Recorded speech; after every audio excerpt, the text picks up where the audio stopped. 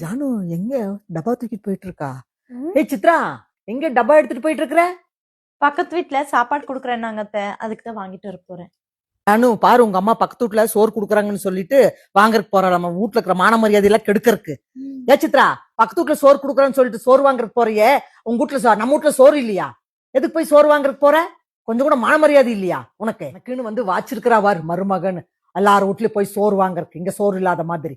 ஓ அத்தை, பக்கத்து வீட்டுல பிரியாணி பண்ணிருக்காங்களாமா, அதுக்கு தான் வாங்கிக்கோன்னு சொன்னாங்க. அதுக்கு தான் போசி எடுத்து போய் வாங்கிட்டு வரலான்னு போயிட்டு இருக்கிறேன்.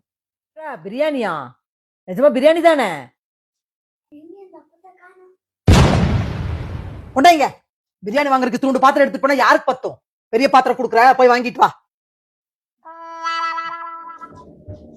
அக்கார கிளவி எங்கிட்ட சோத்துக்கு மான மரியாதை இருக்குது, அத்தனை அத்தனை பேச்சு பேசிட்டு பிரியாணின்னு ஒண்ணு ஓடிட்டேன்.